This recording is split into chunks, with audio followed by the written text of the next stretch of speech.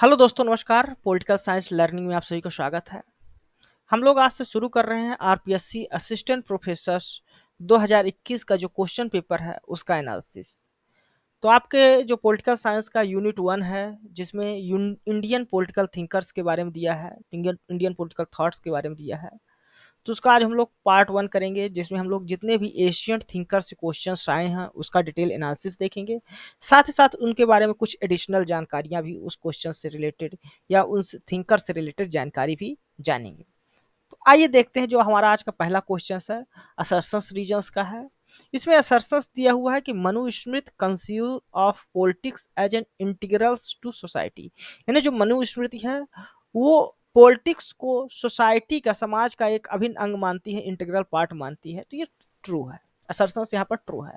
Reasons बताया गया है कि it is a basic factor without which the society can not function. यानी पॉलिटिक्स को एक बेसिक फैक्टर के रूप में माना गया है कि जिसके बिना सोसाइटी फंक्शंस नहीं कर सकती। तो यहाँ पर रीजंस भी जो है तो सही है। तो यहाँ पर आपका जो थर्ड वाला ऑप्शन होगा, बोथ असर्शन और reason are true and reason is the correct explanation of A. देख लेते हैं थोड़ा डिटेल में। जो मनुस्मृति है वो उसका मानना है कि जो पॉलिटिक्स होती है इंटीग्रल है सोसाइटी का।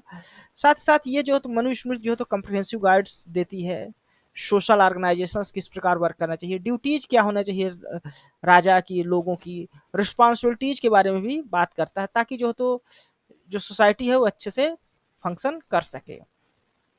ये टेक्स्ट जो है तो फाउंडेशनल टेक्स्ट माना जाता है हिंदू लॉ का। साथ ही साथ जो भी पॉलिटिकल और सोशियो और पॉलिटिकल इंस्टीट्यूशन डेवलप हुए हैं हिंदुओं के, वो मनुस्मृति से माने जाते हैं कि यहाँ से निकल के आए हैं। तो यहाँ पर असर्शन जो है आपका ट्रू है। रीजंस भी यहाँ पर ट्रू है, क्योंकि पॉलिटिक्स को बेसिक फैक्टर माना गया है और माना गया है कि इसके बिना सोसाइटी जो है तो फंक्शन नहीं कर सकती। ठीक है। साथ ही साथ जो मनुस्मृति है वो आउटलाइन करती है कि गवर्नेंस और लॉ किस प्रकार नेसेसरी है मेंटेन करने के लिए सोशल आर्डर और धर्म को क्या लोगों के लिए सही होता है वो काम करना। ठीक। अब थोड़ा और जान लेते हैं जानकारी, एडिशनल जानकारी। तो मनु को फादर ऑफ इंडियन पॉलिटी भी कहा जाता है। ये फर्स्ट लॉ गिवर है, पहले जो है तो कानून देने वाले हैं। इन्होंने ही जो सिविल और क्रिमिनल जो कोड होते हैं लॉ के, उनको सबसे पहले इन्होंने ही दिया था हिंदू धर्म के अनुसार। ठीक। मनु जो है तो बिलोंग करते हैं फर्स्ट रैंक, यानी जो साधु जो संत होते थे उनमें से पहले रैंक पे इनका सर्वोच्च स्थान दिया जाता है। ठीक। इन्होंने जो है तो जो अपने जो वर्क है उसमें इसेंस ऑफ द वेदा, जो वेदों का इसेंस है, सार है, उसको इंक्लूड किया। साथ ही साथ इनकी जो इन जितनी भी स्मृतियां लिखी गई हैं, अगर वो मनुस्मृति के अगेंस्ट जाती हैं तो उनको अनएक्सेप्टेबल भी माना गया है, अस्वीकार किया गया है। इनकी जो बुक है वो ह्यूमन लाइफ का उनके इंटायर स्फीयर को रेगुलेट करने के लिए मानी जाती है। जैसे पॉलिटिकल लाइफ हो गया, economic, social, domestic, religious, legal, cultural, सभी एस्पेक्ट से डील करता है धर्मशास्त्र। मैंने मनुस्मृति को धर्मशास्त्र के रूप में भी जाना जाता है। धर्मशास्त्र का मतलब होता है साइंस ऑफ धर्म। अब इस बुक को थोड़ा ध्यान से देख लेते हैं। इस बुक में जो हो तो 2685 वर्सेस हैं, सूत्र हैं, जो 12 चैप्टर्स में डिवाइड है, 12 चैप्टर्स में डिवाइड है। इसका जो फर्स्ट चैप्टर है वो डील करता है प्रॉब्लम ऑफ क्रिएशन, यानी किस प्रकार से धरती का शुरू हुआ, ब्रह्मांड का शुरू हुआ, धरती उसमें कैसे आई, फिर मनु कैसे प्रलय में बच जाते हैं, वो सब बातें इसमें लिखी गई हैं। चैप्टर 2 से जो 6 तक डील है वो 4 आश्रम के बारे में है। जो ब्राह्मण की लाइफ में 4 आश्रम होते हैं, ब्रह्मचर्य सॉरी ब्रह्मचर्य होता है, गृहस्थ होता है, वानप्रस्थ होता है, संन्यास आश्रम। तो इन 4 आश्रमों के बारे में दिया हुआ है। जो चैप्टर 7 है वो डील करता है राजधर्म से, और राजधर्म क्या होता है, साथ ही साथ आर्ट ऑफ वार, युद्ध की कला से डील करता है। चैप्टर 8 जो है इसका वो सिविल और क्रिमिनल लॉ के बारे में है। चैप्टर 9 और 10 जो डील करता है वो कस्टम से, आपके रीत रिवाजों से। साथ ही साथ जो लॉ होते हैं जैसे डाइवोर्स के लॉ हो गए, इनहेरेंट्स लॉ और प्रॉपर्टीज से संबंधित जो कानून हो गए, उन सबको इसमें शामिल किए हैं चैप्टर 9-10 में। चैप्टर जो 11 है बुक का, वो डील करता है various kind of the penance to get rid of the evils, यानी जो भी आपके इविल्स कार्य हैं, बुराइयां हैं, उनसे कैसे मुक्ति मिली, उन पापों से कैसे मुक्ति मिली, उन सब के बारे में बात की गई है चैप्टर 11 में। ठीक है। चैप्टर 12 जो है वो डॉक्ट्रिन ऑफ कर्मा, कर्म के सिद्धांत पर आधारित है। इसमें बताया गया है कि आपके कर्म के अनुसार ही आपका रिवर्थ होता है, उसी के मेरिट्स और डिमेरिट्स के अनुसार आपकी प्रेजेंट लाइफ चलती है। ठीक। तो ये जो तो 12 चैप्टर हैं जो मनुस्मृति के, तो इसको याद रखिएगा अगर कहीं पूछा गया एग्जाम्स में कि किस चैप्टर में क्या दिया गया है, तो याद रहना चाहिए। फिर मनु जो है तो 10 कंटेंट बताते हैं, 10 सूत्र प्रिंसिपल्स बताते हैं धर्मा के लिए। ये है पेशेंस, आपका धैर्य होगा, फार्गिवनेस है ना, क्षमा हो गया, रिस्ट्रेन हो गया, संतुलन हो गया है ना, नॉन स्टीलिंग अस्तेय, चोरी नहीं करना चाहिए, प्यूरिफिकेशन शुद्धता रहनी चाहिए, कीप इन मोर्फी शुचिता रहना चाहिए, विजडम होनी चाहिए आपके अंदर, नॉलेज होना चाहिए, ठीक, ट्रूथफुलनेस सत्यता होना चाहिए, और एब्सटेंस फ्रॉम द एंगर, क्रोध नहीं होना चाहिए, ठीक, तो क्रोध नहीं करना चाहिए। ये सारे 10 प्रिंसिपल्स हैं जिनको धर्मा के रूप में आइडेंटिफाई करते हैं। साथ ही साथ मनुष्य जो है तो चतुर्वर्ण थ्योरी भी देते हैं, जिसमें वो ब्राह्मण, क्षत्रिय, वैश्य, शूद्र की बात करते हैं, ठीक ना। जैसे ब्राह्मण को माना गया है कि ब्रह्मा के मुख से निकले हैं, क्षत्रिय जो है तो बाहों से निकले हुए हैं, वैश्य जो है तो जंघा से निकले हैं, और शूद्र जो है तो पैर से निकले हैं। इस प्रकार वो चतुर्वर्ण थ्योरी भी देते हैं। इसके अलावा वो किंग के 5 फंक्शंस भी बताते हैं। वो 5 फंक्शंस क्या-क्या है? दंड नीति यानी दंड देना, जो जहाँ कोई अन्याय कर रहा है उसको दंड देने का कार्य करना, तो दंड नीति के बारे में। टैक्सेशंस के बारे में बताया गया है कि कर देने की बात की गई है। कर का किस प्रकार इम्पोजिशन हो, वो वाली बात की गई है। जस्टिस, न्याय और जुडिशियल सिस्टम के बारे में बात की गई, ये भी कार्य जो है तो किंग का ही फंक्शन होता है, राजा के कार्य होते हैं। इंटर स्टेट रिलेशंस को देखना भी राजा का कार्य होता है, बाहरी देशों के साथ किस प्रकार संपर्क बनाना है। मोरालिटी और रिलीजियंस, नैतिकता और धर्म को मानने का कार्य या मनवाने का काम भी राजा का ही माना जाता है। तो ये 5 फंक्शन है जो किंग के बताए गए हैं। फिर 4 आश्रम के बारे में बात की करे हैं इन्होंने। एक ब्रह्मचर्य होता है, दूसरा गृहस्थ होता है, तीसरा वानप्रस्थ होता है, चौथा संन्यास आश्रम। इन सबको 25-25 वर्षों में बांट के 100 वर्ष तक का जीवन के बारे में मनुष्य के बांटा है। 100 वर्ष के जीवन को 4 भागों में बांटा है, जिसको 25-25 साल का हर एक आश्रम माना गया है, ठीक। साथ ही साथ इन्होंने 3 गुणों की बात करी है, त्रिगुणा की बात की है, जिसमें सत्व होता है, रजस होता है, तमस होता है।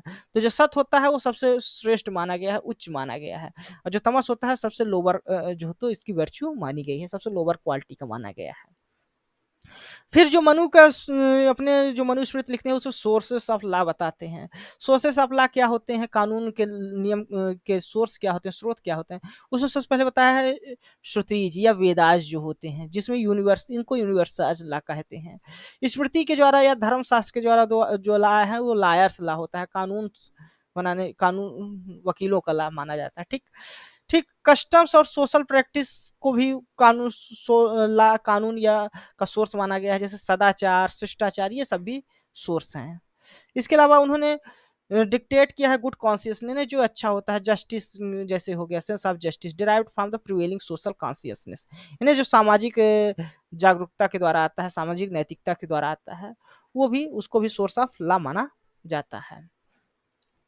एक प्रैक्टिस क्वेश्चन है, उसको भी देख लेते हैं। Who first translated Manusmriti into English? Manusmriti को इंग्लिश में किसने ट्रांसलेट किया था? तो सर विलियम जोन्स ने। ये था मनुस्मृति के बारे में जानकारी। दूसरा क्वेश्चन देख लेते हैं। दूसरा क्वेश्चन है consider the following statement regarding the Manu. Manu के बारे में इन क्वेश्चंस को कंसीडर कीजिए और बताइए कौन से स्टेटमेंट सही है। पहला है बेसिक गवर्निंग प्रिंसिपल्स ऑफ धर्म इज वेलफेयर ऑफ अदर। धर्म का बेसिक प्रिंसिपल्स होता है दूसरों की भलाई के लिए, ठीक है। ये भी the welfare of the larger group must be precedence over the smaller group. इन्हें लार्जर ग्रुप का वेलफेयर को ज्यादा महत्व दिया गया है स्मॉलर ग्रुप से ज्यादा। तो ये स्टेटमेंट, फर्स्ट स्टेटमेंट आपका करेक्ट है। दूसरा है the good of society is preferred to the good of the one individuals. Society के गुड को इंडिविजुअल्स के गुड से ऊपर रखा गया है, तो ये भी सही है। तो यहाँ पर जो आपके दोनों स्टेटमेंट है वो करेक्ट दिए हुए हैं, ध्यान रखिएगा। तो जो मनुस्मृति है उसमें धर्म को माना गया है बेनिफिशियल फॉर इंडिविजुअल्स के लिए भी और सोसाइटी के लिए भी, लेकिन सोसाइटी के वेलफेयर को वो ऊपर रखा गया है। तो इस प्रकार देखे जाए तो कलेक्टिव अप्रोच की बात की गई है, ठीक ना। लार्जर ग्रुप का जो भला है, उसको वेलफेयर है, उसको स्मॉलर ग्रुप से ऊपर रखा गया है, ठीक। साथ साथ जो सोसाइटी के लिए गुड होता है वो इंडिविजुअल्स के गुड के ऊपर रखा गया है। तो ये भी स्टेटमेंट सेकंड भी सही करेक्ट है। तो इस प्रकार देखा जाए तो दोनों स्टेटमेंट यहाँ पर जो दिए हुए थे वो करेक्ट दिए हुए थे, ठीक। नेक्स्ट क्वेश्चन है third number, which of the following scholars drawn parallel line between Kautilya and money Machiavelli. तो कौटिल्य और मैकियावेली के जो बीच पैरेलल लाइन बताते हैं, मतलब समानता की बात करते हैं, वो जीबी बोटाजी हैं और ए हेलीब्रेंट्स हैं। ये दोनों जो है तो मैकियावेली और कौटिल्य में समानता देखते हैं। तो किस प्रकार से ये समानता देखते हैं उसको देख लेते हैं। इनका मानना है कि दोनों जो है तो फेवर करते हैं unlimited power of to the king, यानी दोनों किंग को अनलिमिटेड पावर देने की बात करते हैं, उनको सुप्रीम जज के रूप में मानते हैं किंग को। साथ ही साथ दोनों सपोर्ट करते हैं unity and expansionist policy of the state, यानी राष्ट्र में एकता होनी चाहिए और साथ साथ अपने राज्य का विस्तार करने की बात दोनों ही करते हैं। Both consider war as the main basis of states expansion and foreign policy, इन्हें युद्ध को जो है तो स्टेट्स के एक्सपेंशन और फॉरेन पॉलिसी से डील करने के लिए मानते हैं युद्ध को जरूरी, तो ये भी दोनों मानते हैं। दोनों जो है तो सैंक्शन करते हैं स्टांच नेशनलिस्ट है, दोनों नेशनलिस्ट है, राष्ट्रवादी हैं, ठीक है, अपने राष्ट्र के फेवर में ही रहते हैं, राष्ट्र की यूनिटी राष्ट्र की एकता की बढ़ाने की बात दोनों ही करते हैं। दोनों को रियलिस्टिक माना गया है, दोनों पॉलिटिकल प्रिंसिपल्स जो यूज करते हैं वो रियलिटी के आधार पर, वास्तविकता के आधार पर होती है, व्यवहारवादी, ठीक। दोनों को जो है तो ग्रेट एम्फेसिस करते हैं, फॉरेन पॉलिसी को इंपॉर्टेंट मानते हैं, नेबरिंग स्टेट्स के साथ किस प्रकार डील करना चाहिए इस चीज को लेके। दोनों जो है तो स्पेशल एम्फेसिस करते हैं इंटेलिजेंस पर, ठीक ना, बुद्धिमत्ता पर। और दोनों जो है तो जस्टिफाई करते हैं violation of morality to fulfil the objective of the state, यानी स्टेट्स की आवश्यकता को पूर्ण करने के लिए अगर नैतिकता का त्याग करने पड़े तो उसका भी स्वीकार करते हैं इन दोनों लोग, है ना। इसके लिए जो तो जैसे कौटिल्य साम दाम दंड भेद की बात करते हैं, तो दोनों जस्टिफाई करते हैं कि किसी भी तरीका का प्रयोग करके स्टेट्स की जो डिजायर्स है, ऑब्जेक्टिव है, उसको फुलफिल किया जाना चाहिए, ठीक। कुछ इनइक्वालिटीज भी हैं इन दोनों में, वो भी देख लेते हैं कौटिल्य और मैकियावेली में क्या इनइक्वालिटीज हैं।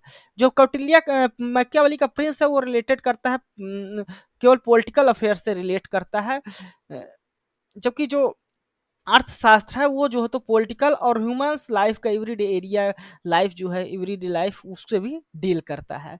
मैकियावेली का जो व्यू है वो निगेटिव है, ह्यूमंस नेचर्स को लेकर, मानव के स्वभाव को लेकर उसका निगेटिव व्यू देखा जाता है। वहीं कौटिल्य जो है तो मनुष्य के निगेटिव व्यू नहीं देखता बल्कि पॉजिटिव व्यू के रूप में देखता है। मैकियावेली का जो मेन ऑब्जेक्टिव रहता है वो सिक्योरिटी मेंटेन करना होता है स्टेट की, जबकि जो कौटिल्य का ऑब्जेक्टिव रहता है वो कंप्रिहेंसिव स्टेट और गवर्नेंस सिस्टम को, एक वेल ऑर्डर्ड स्टेट की बात करते हैं कौटिल्य। कौटिल्य जो है तो फॉरेन पॉलिसी से भी डील करते हैं, फॉरेन पॉलिसी पर भी काफी बात करते हैं कि स्टेट को किस प्रकार बिहेव करना चाहिए दूसरे स्टेट से, पड़ोसी स्टेट से। जबकि जो मैकियावेली है वो इतने ज्यादा जो है तो फॉरेन पॉलिसी पर इतना ज्यादा महत्व नहीं देते जितना जो है तो एक्सटेंसिवली कौटिल्य ने काम किया है। नेक्स्ट क्वेश्चन देखते हैं, fourth number, which of the following scholar while interpreting Kautilya's Arthashastra opined that the king is the state, इन्हें कौन से ऐसे स्कॉलर्स हैं जो कौटिल्य के अर्थशास्त्र को के बारे में कहते हैं कि उसका जो राजा है वही स्टेट्स है। तो इसमें जो तीनों थिंकर्स दिए हैं, पाउल मसान ओरसेल, डी आर भंडारकर और पीवी कैनवे, ये तीनों जो है तो मानते हैं कि जो अर्थ कौटिल्य में अर्थशास्त्र में किंग जो है वही जो है तो राजा है, इन्हें राजा ही स्टेट्स है। तो यहाँ पर जो ऑप्शन नंबर 4 है वो आपका करेक्ट होगा। अब देख लेते हैं कि कौटिल्य जो है तो सप्तांग थोड़ी थ्योरी भी देते हैं अपनी। तो सप्तांग थ्योरी में 7 एलिमेंट कौन कौन से होते हैं स्टेट्स के, तो एक होता है स्वामी, दूसरा मात, तीसरा जनपद, चौथा दुर्ग, पांचवा कोष, छठवां दंड और सातवां मित्र। तो ये सातों आप लोग याद रखिएगा, 7 एलिमेंट्स कौन से होते हैं स्टेट्स के। साथ ही साथ कौटिल्य जो है तो 4 पुरुषार्थ की बात करते हैं, वो 4 पुरुषार्थ कौन से हैं ये भी याद रखिएगा, धर्म अर्थ काम और मोक्ष, 4 पुरुषार्थ की भी बात करते हैं। इसके अलावा जो कौटिल्य है वो 4 पर्पज भी बताते हैं, दंड नीति की, जो राजा की दंड नीति होती है उसके 4 पर्पज बताते हैं, 4 उद्देश्य बताते हैं। वो 4 उद्देश्य हैं, पहला क्या है, एक्विजिशंस ऑफ अनइक्वायर्ड, जो अनइक्वायर्ड है, जिसको अभी प्राप्त नहीं किया उसको प्राप्त करने के लिए दंड नीति का प्रयोग किया जाता है। प्रिजर्वेशन ऑफ द एक्वायर्ड, जो एक्वायर्ड कर लिए हैं, जिनको जो प्राप्त कर लिए हैं उनका किस प्रकार से सुरक्षित रखा जाए इस बारे में, ठीक। आर्गुमेंटेशन ऑफ द प्रिजर्व, अब जो सुरक्षित रख दिया उसको किस प्रकार बढ़ाया जाए उसके भी बारे में बात करते हैं, दंड नीति का उद्देश्य होता है। और fair distribution of the augmented, और जो जिसको उन्होंने बढ़ाया है या जिनको अचीव करके उसको प्रिजर्व करके अच्छे से बढ़ा दिया है, तो उसका सही तरीके से समाज में डिस्ट्रीब्यूशन हो, लोगों में डिस्ट्रीब्यूशन हो, इस बारे में बात करते हैं। तो ये जो तो राजा की दंड नीति होती है, इसका 4 पर्पज यहाँ पर कौटिल्य ने बताया है। अब हम लोग थोड़ा-सा अर्थशास्त्र जो कौटिल्य के है उसके कंटेंट की बात कर लेते हैं, क्या है? तो अर्थशास्त्र जो है तो उसमें लगभग 6000 सूत्राज हैं, ठीक? 15 बुक में डिवाइड है जिसको अधिकरण भी कहा जाता है, 150 चैप्टर्स हैं इसमें और एवन 180 जो है तो सेक्शंस है जिसको प्रकारांश भी कहा जाता है, प्रकरांश भी कहा जाता है, तो याद रखिएगा। ये पूछा जा सकता है एग्जाम में। इसको ट्रांसलेटेड किसने के द्वारा किया था? तो आर्य समाजशास्त्री के द्वारा किया गया था, ठीक? इसके जो 15 बुक है उसमें देख लेते हैं कंटेंट क्या है उसको भी समझ लेते हैं, कहीं एग्जाम से पूछा भी जा सकता है। तो बुक 1 जो है वो डील करती है किंग्स के, किंग का ट्रेनिंग कैसा होना चाहिए, वो किंग जो है तो अपने मिनिस्टर्स या अदर ऑफिसर्स को स्टेट में किस प्रकार से अपॉइंटमेंट करे, किंग का डेली रूटीन किस प्रकार होना चाहिए और वो अपनी सेफ्टी और सिक्योरिटी को किस प्रकार मेंटेन करे, इस चीज के बारे में बात की गई है जो कौटिल्य के अर्थशास्त्र की बुक फर्स्ट है।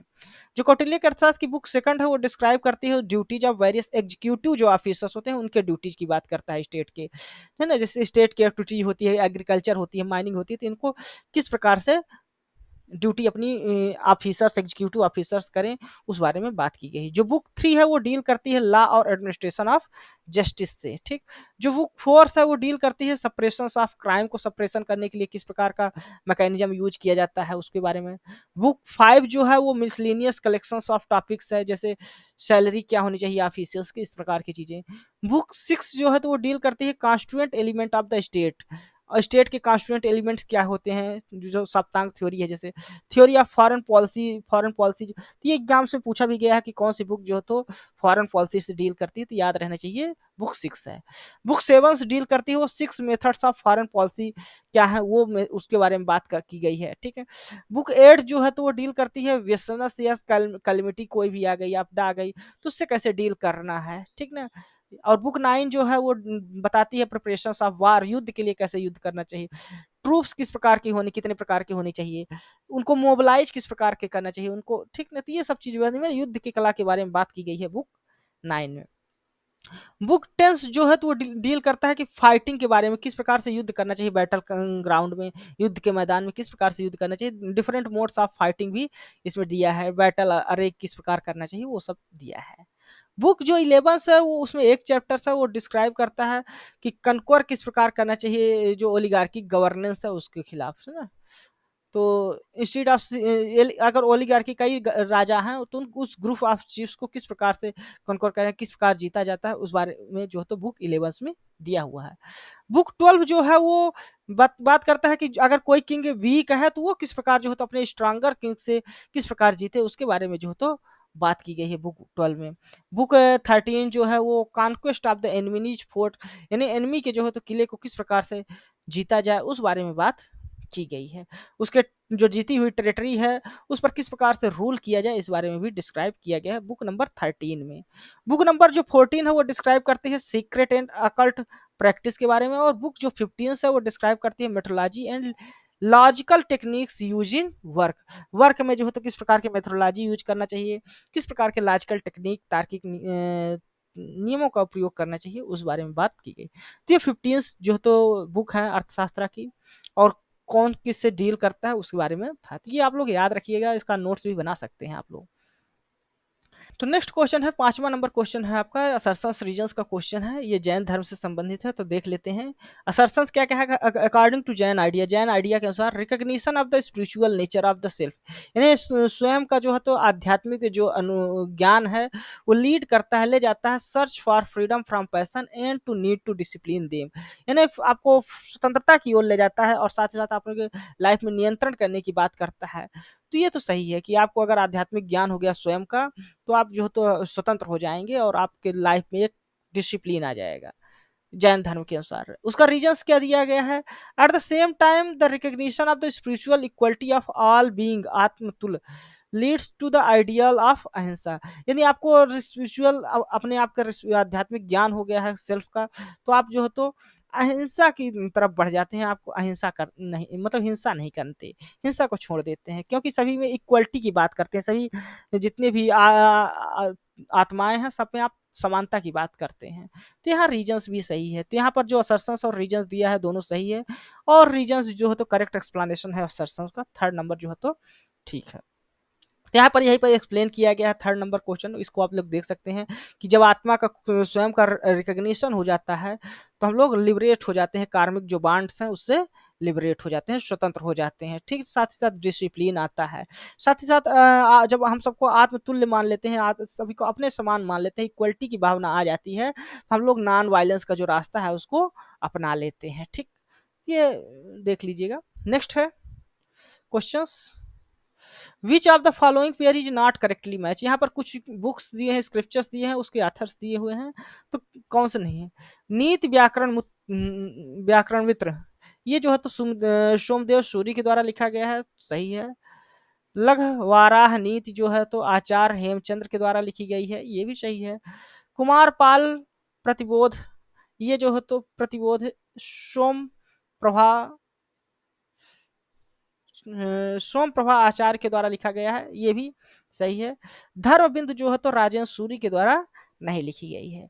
धर्म बिंदु जो होता है एक कंपाइलेशन है इसेंस ऑफ धर्मशास्त्रा का। ठीक, इसमें साथ ही साथ कंपाइल्ड है, ट्रांसलेटर, इसको जो कंपाइल्ड किया गया, ट्रांसलेटेड किया गया, इंटरप्रेट किया गया, वो वीडीएन राव के द्वारा किया गया था। ये फार्मर जो है तो पुराना जो है तो general manager of India India trade promotion organisation के फार्मर जनरल मैनेजर रहे हैं, ministry of commerce government of India में। ठीक, नेक्स्ट क्वेश्चन है, 6 नंबर क्वेश्चन है, consider the following statement regarding the non violence. Non violence से संबंधित आपको क्वेश्चंस को देखना है, ये बुद्धिस्ट फिलोसफी से है कोई स्टेटमेंट, तो कौन सा स्टेटमेंट करेक्ट है उसको बताना है। पहला स्टेटमेंट है, the ancient Buddhist scripture Sutta Nipata consider the non violence to the greatest virtue. तो बुद्धिस्ट जो है तो नॉन वायलेंस, उनके जो भी स्क्रिप्चर्स होंगे वो अधिकतर नॉन वायलेंस की ही बात करते हैं, तो ये सही है।